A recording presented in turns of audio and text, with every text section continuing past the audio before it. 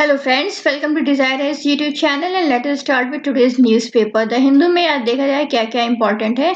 In 24 hours, Palestine faces an existential threat. So this article is basically जो war चलती रही है हमेशा कह सकते हैं टेंशन सिचुएशन रही है इसराइल एंड पैलेस्टीन में वो इस आर्टिकल में आज कवर्ड है. And let us start. देखिए जो इसराइल है उसने बोल दिया है कि it is going to annex West Bank जो है एनेक्स कर लेगा. सो जो है एंड लगभग 30% जो है of the territory West Bank की इसराइल एनेक्स करेगा. और 1967 में इसराइल एंड पैलेस्टीन में एक समझौता हुआ था, एक सेटलमेंट हुआ था. तो वो जितने भी सेटलमेंट्स हैं वो इसराइल में आ जाएंगे. सो दिस सिचुएशन जैसे ये आया तो इसने अलार्म कर दिया एकदम पैलेस्टीनियंस को. इसका सीधा सीधा ये मतलब है कि आप जो है इंटरनेशनल जो लॉ है उसको एकदम दरकिनार कर रहे हैं. मतलब you are violating the international law. Okay. So UN secretary general इस समय कौन है? Antonio Guterres. इन्होंने क्या करा, इन्होंने बोला कि इसराइल से कि आप जो है डोंट डू दिस एंड आज द मिडिल ईस्ट क्वार्टेट, जो कि मिडिल ईस्ट क्वार्टेट में कौन कौन से कंट्रीज आते हैं? यूएस आ गया, Russia, European union and UN. इन्होंने गुटरेस ने बोला कि जितने भी मिडिल ईस्ट क्वार्टेट हैं कि वो एक मैंडेट करे, मेडिएटरी रोल इसमें प्ले करे. ओके. जिससे कि जो है इसराइल को वायलेट इंटरनेशनल लॉ वायलेट करने से रोका जा सके. अब इंटरनेशनल लॉ क्या है? एनेक्सेशन में अगर फोर्सिबल एक्विजिशन होता है सो इट इज़ बेसिकली ये इलीगल है फोर्सिबल एक्वायर करना कोई भी टेरिटरी को. एंड ये वायलेट करता है जो चार्टर ऑफ यूएन है उसको भी वायलेशन करता है. साथ ही साथ जो जेनेवा कन्वेंशन है उसको भी ये चीज़ एनेक्सेशन किसी टेरिटरी का वो वायलेट करता है. It is against the Geneva convention also and it is also against the contrary to fundamental rule of UNSC. उसके उस रूल के अगेंस्ट भी है. ओके. सो देखा जाए कि अगर ये एनेक्सेशन होता है तो होगा क्या? वेस्ट बैंक जो है ऐसे एक कंट्री है, इसके आसपास जो है इसराइल आ गया और इस तरफ जो है मेडिटेरियन सी है. Let me show you through the map. Okay. इस मैप के थ्रू समझते हैं कि कैसे क्या है, उसके बाद हम इस टॉपिक को कवर करेंगे. देखो ये वेस्ट बैंक हो गया एंड वेस्ट बैंक के आसपास कौन सा? ये इसराइल हो गया. तो वेस्ट बैंक अगर इसराइल ने जो है यहाँ पे एनेक्सेशन कर लिया लगभग 30% कंट्री का, तो ज़्यादातर डोमिनेंस जो है इसराइल का ही होगा वेस्ट बैंक के ऊपर. और फिर जो है उसको कोई भी अगर सी के पास जाना है for the commercial reason also तो एक इसराइल वहाँ पे इंटरफेरेंस जो है क्रिएट करता रहेगा हमेशा के लिए. ओके. इसके बाद जो है आगे का टॉपिक हम कवर करते हैं और देखते हैं. तो इसराइल के जो पीपल का ओपिनियन लिया गया कि हाउ मच जो है वो एग्री करते हैं ये जो चीज़ें चली आ रही हैं, टेंशन क्रिएट हो रहा है उसके लिए. तो 30% लोगों ने लगभग कोई भी ओपिनियन नहीं दिया. They didn't express any opinion. और कुछ लोग ऐसे थे जिन्होंने दिया, जैसे कि 28% ने कहा कि हाँ एनेक्स, उन्होंने कहा कि अपोज एनेक्सेशन नहीं करना चाहिए. 11% लोगों ने बोला कि एनेक्सेशन करना चाहिए और पॉलिटिकल राइट्स जो है पैलेस्टीनियन के पास होना चाहिए. और 16% ऐसे लोग थे जिन्होंने बोला कि पॉलिटिकल राइट्स जो है पैलेस्टीनियंस को नहीं देने चाहिए. तो इस तरीके डिफरेंट टाइप्स ऑफ ओपिनियन लोगों से मिले. अब जो है जो वेस्ट बैंक जो है वुड बी पैलेस्टीनियन बंतुस्तान के नाम से हो जाएगा. ओके. और ये आइलैंड पूरा जो है डिस्कनेक्ट हो जाएगा, as I told you earlier through this map, कि पूरा जो है टेरिटोरियल कनेक्शन जो है इस आइलैंड का आउटसाइड वर्ल्ड से एकदम बंद हो जाएगा. तो इस तरह की सिचुएशन देखने को मिलेगी. साथ ही साथ यहाँ के लोग जो हैं देखो टू पीपल हैं living in the same place है, पर वो डिफरेंट टाइप ऑफ लॉ से गवर्न। कुछ लोग जो इजरायली हैं उनको ज़्यादा जो है बेनिफिट्स मिलेंगे, और कुछ लोग जैसे कि सेम स्टेट के रूल उन लोगों के लिए डिफरेंट होंगे, इजरायली लोगों के लिए ज़्यादा पॉलिटिकल राइट्स होंगे। तो इस तरह जो है अनइक्वल टाइप ऑफ सिचुएशन जो है वहाँ पर रहेगी। और अगर देखा जाए तो इसराइल जो है वो जियोनिज्म के ऊपर बिलीव करता है। दैट मीन्स कि जो है वो अपने ही कंट्री के लोगों के ऊपर जो है करेगा believe, and A colonising adventure की तरह एज अ वर्क करेगा। ओके जैसे कि ब्रिटिश जो है अपना इम्पीरियलिस्टिक वे में करती थी, इसीलिए यहाँ पे जितने भी राइट्स होंगे वो अपने ही कंट्री के लोगों को देने के लिए करेगा, और जियोनिज्म टाइप ऑफ फॉर्मूला जो है अप्लाई करेगा। और जो ये है कि रूसो ने बोला था the strongest is never strong enough to be always master unless he transform his power into right, obedience into duty.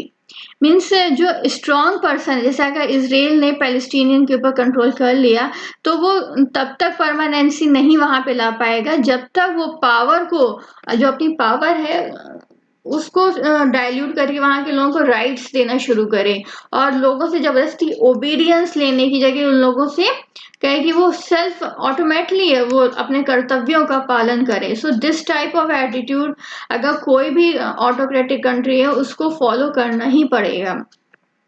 अब इंडिया का थोड़ा सा देखते हैं कैसा है। इंडिया है सब्सटेंशियल रिलेशनशिप विद इसराइल, लेकिन इस पूरे इशू में अगर देखा जाए तो यूनाइटेड नेशन सिक्योरिटी काउंसिल और जनरल असेंबली जो है वो पैलेस्टीनियंस को फेवर कर रही है, और इंडिया भी जो है पैलेस्टीनियंस के फेवर में है, and it is against the annexation and Zionism type of formula. Okay, और next topic is the star project needs an overhaul. तो ये जो है स्टार प्रोजेक्ट जो है ये वर्ल्ड बैंक द्वारा जो है चलाया जा रहा है इंडिया में, और सारे स्टेट्स इसमें कवर्ड नहीं है। लगभग जो है वर्ल्ड बैंक ने 6 स्टेट्स ही कवर करें, तो इसमें कुछ प्रॉब्लम्स नज़र आ रही हैं स्टार प्रोजेक्ट में, उस चीज़ को इस आर्टिकल में बताया है।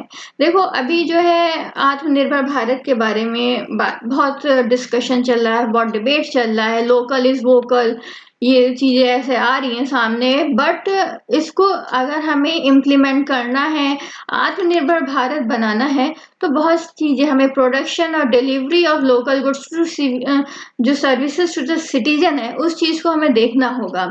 और ये है कि प्रोसेस ऑफ लर्निंग है वो भी उसमें चेंज लाना पड़ेगा। ओके, ज़्यादातर क्या करता है किया जाता है कि चीज़ें आउटसोर्स कर दी जाती हैं टू द प्राइवेट सेक्टर, और वो जो है according to their own whims and fancy चीज़ें चलाते हैं। बट अगर चीज़ें जो है गवर्नमेंट सेक्टर में रहेंगी, जो कि बिकॉज वो हिस्ट्री से रिलेटेड वो उनको पता रहती है वहाँ के लोकेशन की, तो वो चीज़ें ज़्यादा बेनिफिशियल है, ये इस आर्टिकल में बोला गया है। एंड अदर थिंग इज कि स्टेट की capability is about getting things done in the government and by government, और इफेक्टिव इम्प्लीमेंटेशन हो सके। ठीक है, ये सारी चीज़ें जो हैं, और वो रिस्पॉन्सिव होते हैं लोकल नीड्स के लिए। बट जो स्टार प्रोजेक्ट है ये देखा जाए ये 3 बिलियन का प्रोजेक्ट है, एंड इसने मिस्टेकन कर दिया कि स्टेट की इतनी जो है कैपेबिलिटी है वो नहीं समझ पाया, और बेसिकली इसने फोकस करा कि जो है अगर जो है चीज़ें इफेक्टिव लानी है तो यूज़ ऑफ टेक्नोलॉजी करो और नॉन स्टेट एक्टर्स को चीज़ें दे दो। अगर इफेक्टिव गवर्नेंस है उसके लिए एडमिनिस्ट्रेशन के लिए कुछ चीज़ें बहुत ज़्यादा ज़रूरी होती हैं। वो क्या है, वो है कि एक एडिक्वेट जो है फिजिकल इंफ्रास्ट्रक्चर हो, साथ ही साथ फाइनेंशियली वो गवर्नमेंट जो है सिक्योर टाइप की हो, और ह्यूमन रिसोर्सेज पे बहुत ज़्यादा ध्यान दिया जाए, और साथ ही साथ जो है जो ब्यूरोक्रेसी है वो ओवरबर्डन ना हो। ज़्यादा से ज़्यादा लोग होंगे तो काम उतना कम करेंगे, लेकिन अगर एक लिमिटेड टाइप ऑफ ब्यूरोक्रेसी होगी तो उसमें एफिशिएंसी जो है वो निकल के बहुत अच्छे से आती है।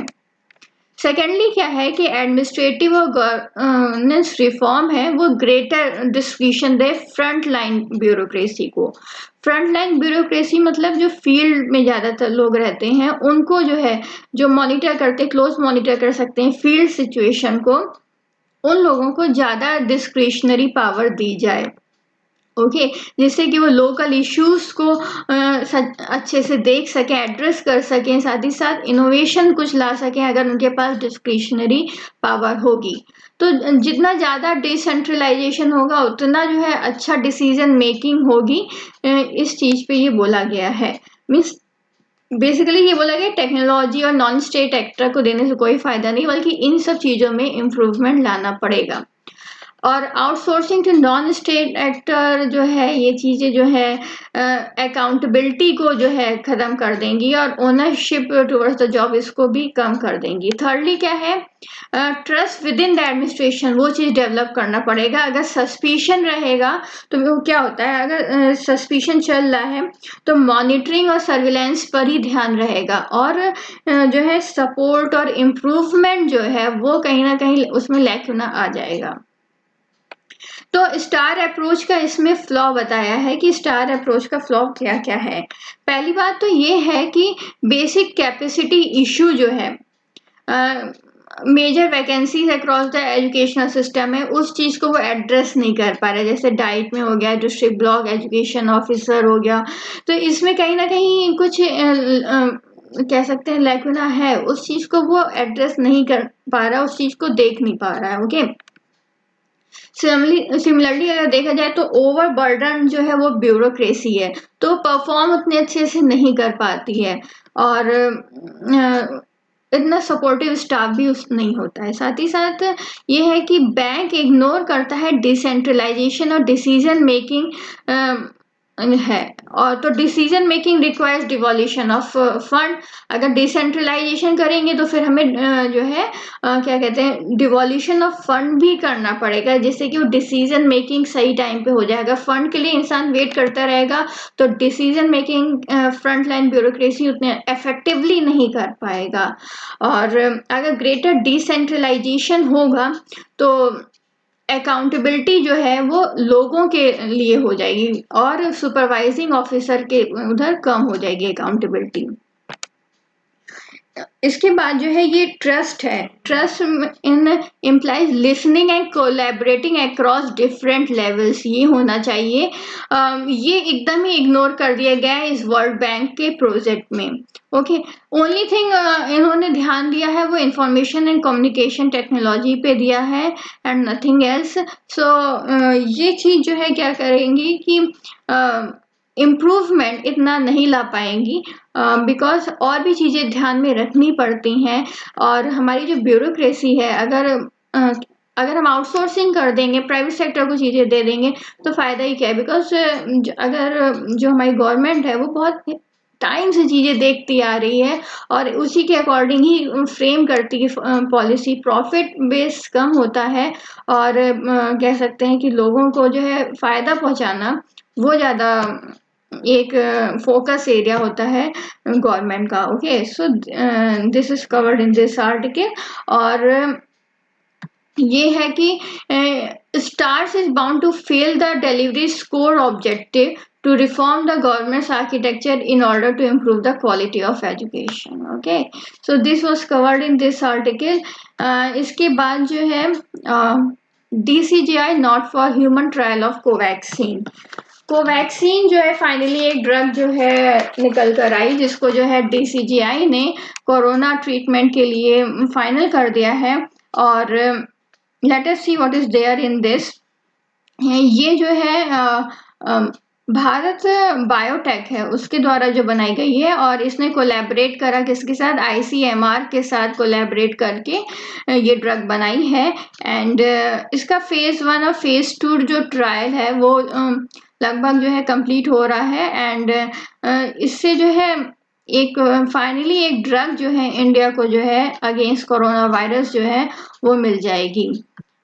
इसके बाद जो है ये लेजिटिमेट कंसर्न एडिटोरियल का आर्टिकल है। इसमें जो है नागा अकॉर्ड का पूरा कवर किया गया है। नागा अकॉर्ड का इशू बहुत सालों से चला आ रहा है। और नागालैंड में क्या है कि एक कहा बहुत कह सकते हैं प्रोटेस्ट चल रहा है कि वहाँ के लोगों को एक नागालिम करके एक डिस्ट्रिक्ट अलग से बन जाए, उन लोगों के लिए एक अलग स्टेट बन जाए। तो इसलिए जो है ये प्रोटेस्ट चला आ रहा है, and this protest is being carried on nationalist socialist council of Nagaland, Isak Muivah, इनके द्वारा चलाया जा रहा है।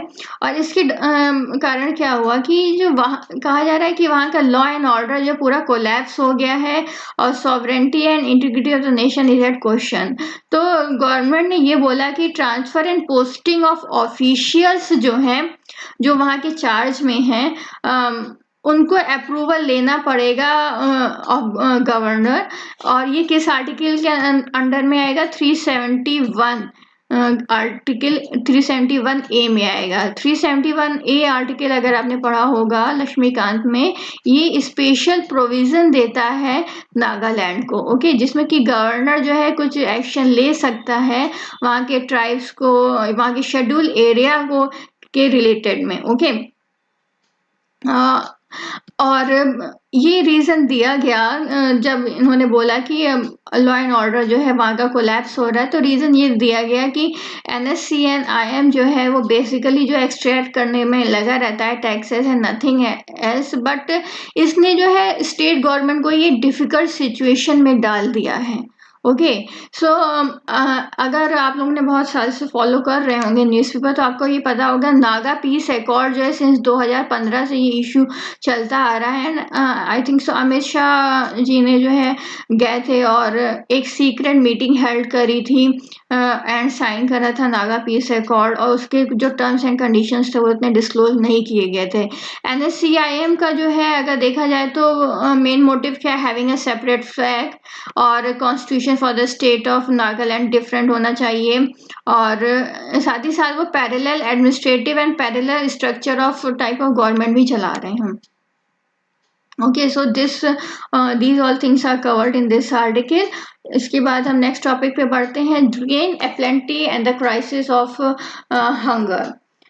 ओके, और कोविड-19 सिचुएशन में देखा जाए तो अनएम्प्लॉयमेंट बहुत ज़्यादा बढ़ा है, हंगर बहुत ज़्यादा बढ़ा है, एंड इसको टैकल करने के लिए प्रधानमंत्री गरीब कल्याण योजना जो है ये लाई गई, और इसमें जो है 5 किलोग्राम ऑफ फूड ग्रेन्स और 1 किलोग्राम ऑफ पल्सेस जो है ये देने का प्रावधान करा गया, लगभग जो है 2 मंथ्स में, जो भी कोविड के सिचुएशन में।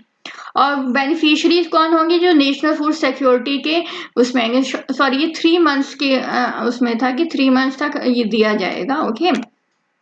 और हुआ क्या कि ये सारी सिचुएशन थी, बट लॉकडाउन टाइम में जो है माइग्रेंट्स को भी बहुत ज़्यादा प्रॉब्लम फेस करनी पड़ी। तो जो है ये चेंजेस लाए गए कि migrants will also get benefit from this, okay.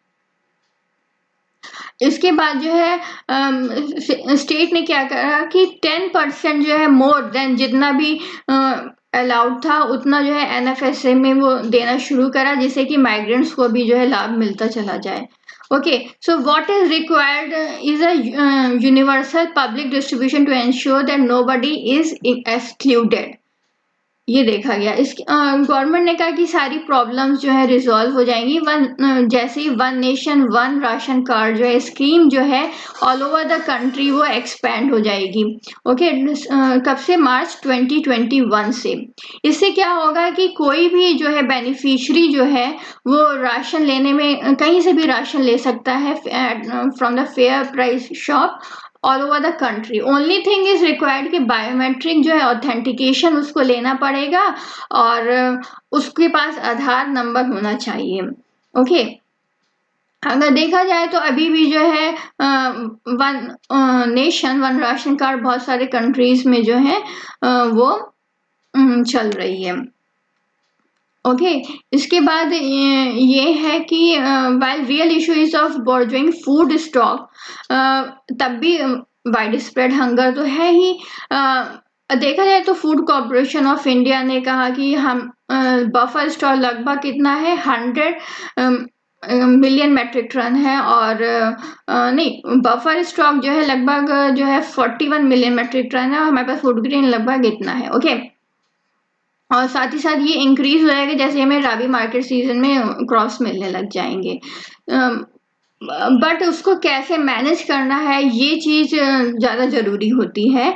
और पीडीएस में जितने भी फूड ग्रेन्स होते हैं, या तो उसको गवर्नमेंट एक्सपोर्ट कर देती है, या फिर वो उसको जो है ओपन मार्केट सेल स्कीम के थ्रू जो है सेल कर देती है। इसमें क्या है, जो प्रोक्योरमेंट प्राइस है उससे कम रेट में, but much higher than the issue price under the PDS, उससे ज़्यादा रेट में जो है government open market sale scheme के थ्रू सेल कर देती है, जिससे कि उसका जो है फिजिकल जो कॉन्सिक्वेंस है वो चीज़ जो है कंटेन्ड हो जाए। Okay, so this was there covered in this article, and India Bhutan signed pact for first joint hydel project. Okay, इसमें क्या है कि इंडिया एंड भूटान ने बहुत सारे प्रोजेक्ट जो है जॉइंट वेंचर पे अभी तक लाए हैं, बट ये एक ऐसा प्रोजेक्ट है जिसमें कि दोनों कंट्रीज जो है 50-50 बेसिस पे जो है कंट्रीब्यूट करेंगे, गवर्नमेंट टू गवर्नमेंट एग्रीमेंट होगा। और इस प्रोजेक्ट का नेम क्या है, खोलोंगच्यू प्रोजेक्ट, और ये लगभग 600 मेगावाट का है। ओके, सो ये अभी लगभग जो है और भी सारे प्रोजेक्ट चलते आ रहे हैं, और लास्ट 30 इयर्स में गवर्नमेंट ने प्रोजेक्ट वो करा है कि प्रोजेक्शन करा है कि लगभग 2100 मेगावाट जो है वो प्रोजेक्ट है, हाइड्रो पावर प्रोजेक्ट है, वो भूटान में सेटअप करेंगे।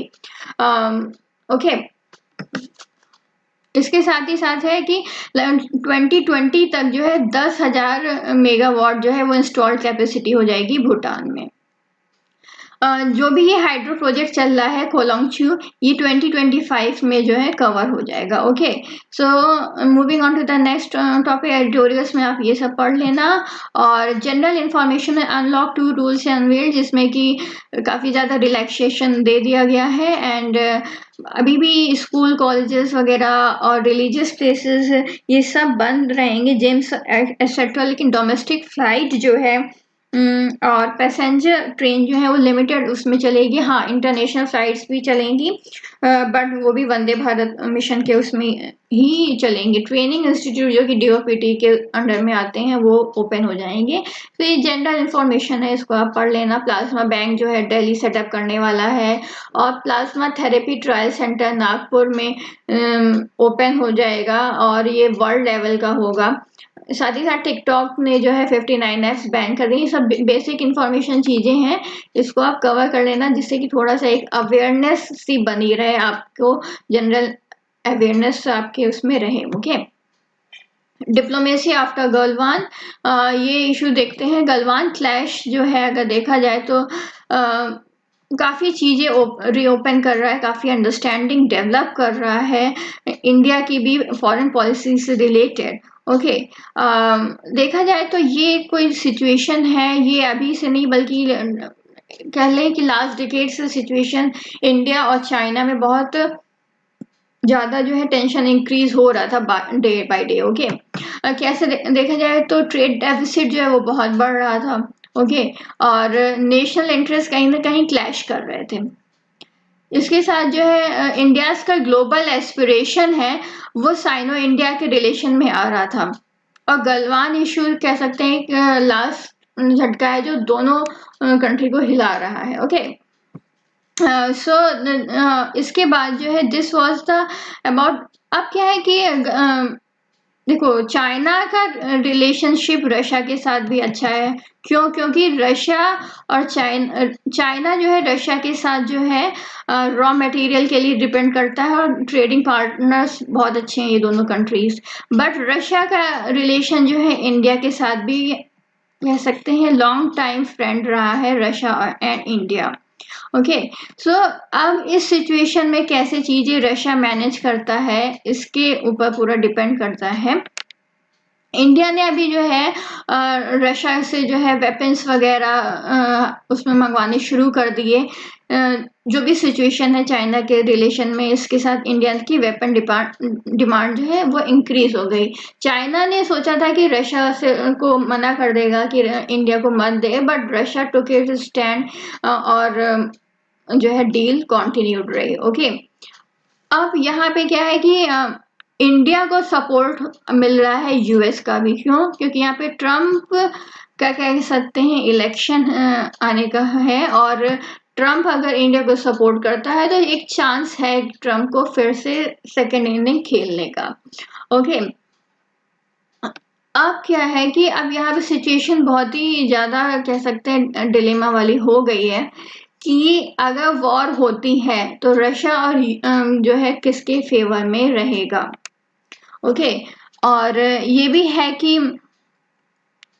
चाइना जो है आज जो है world second most important power है, एंड इकोनॉमिक पार्टनर है for most of the countries in the world. So बहुत सारे कंट्रीज हैं वो इस जो ये चल रहा है टेंशन, इसमें नहीं पड़ना चाहते हैं। ओके, क्योंकि कहीं ना कहीं उनका भी इकोनॉमिक इंटरेस्ट जो है उस पे इफेक्ट पड़ जाएगा।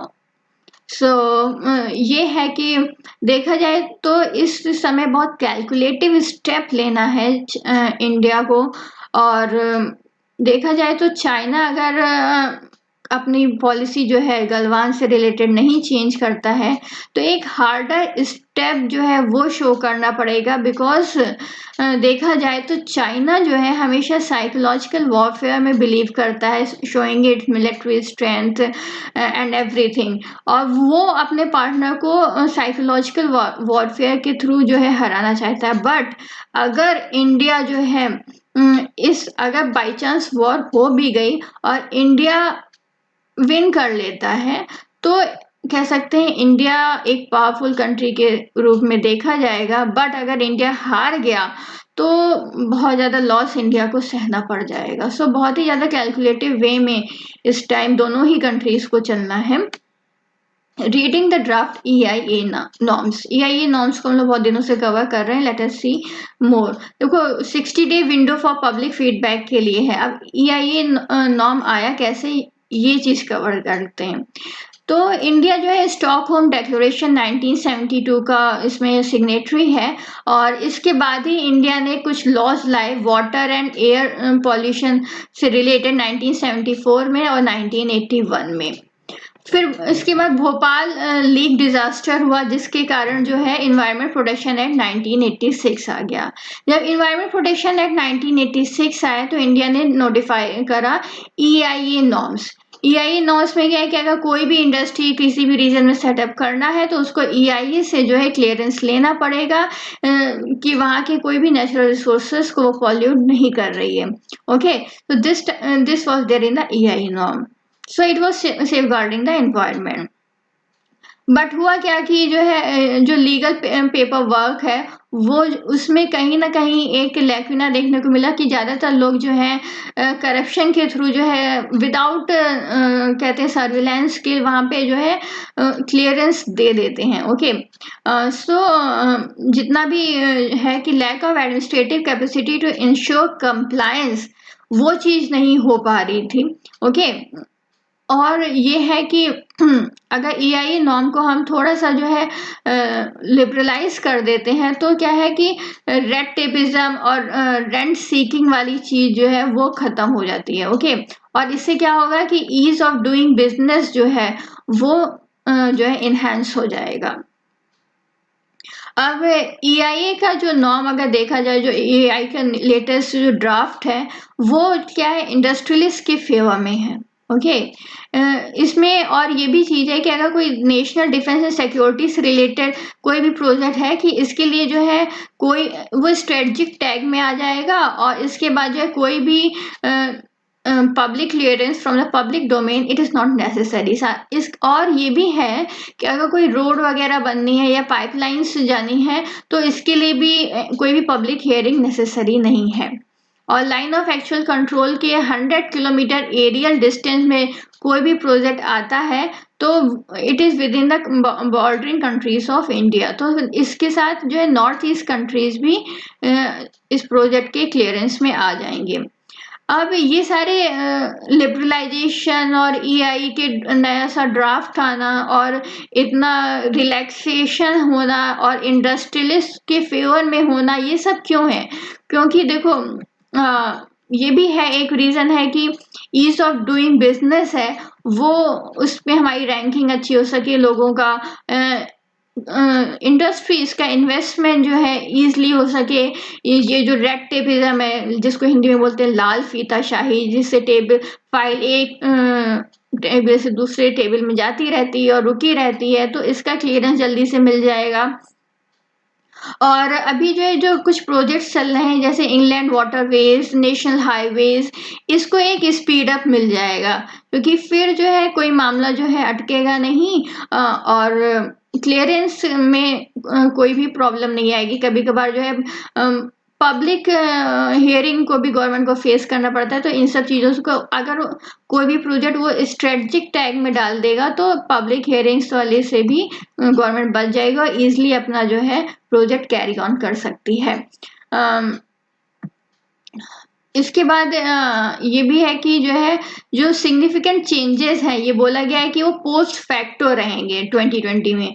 ओके, जो ड्राफ्ट आ रहा है उसके अकॉर्डिंग। सो ये कहना है कि कोई भी इन्वायरमेंटल लॉ है वो एक्स पोस्ट फैक्टो क्लियरेंस के लिए नहीं जा सकता। मतलब जो जितनी भी इंडस्ट्रीज हैं वो अभी जिनके प्रोजेक्ट्स रुके हुए हैं, वो एक्स पोस्ट फैक्टो लॉ अगर उनको मिल गया फेवर में तो वो ईजिली जो है अपना जो है प्रोजेक्ट कैरी ऑन कर सकती हैं। और जो पॉल्यूशन है, जो इन्वायरमेंटल पॉल्यूशन हो रहा है, उसको भी फिर कहीं ना कहीं जो है होता रहेगा। ओके, और ये भी है कि reliance to disclose suo motu industries, कि वो सुओ मोटो डिस्क्लोज कर दें कि वो इतना पॉल्यूट कर रही हैं, तो इतना कोई ईमानदार होता नहीं है कि वो डिस्क्लोज कर दें। और over reliance on industries, it is really not good.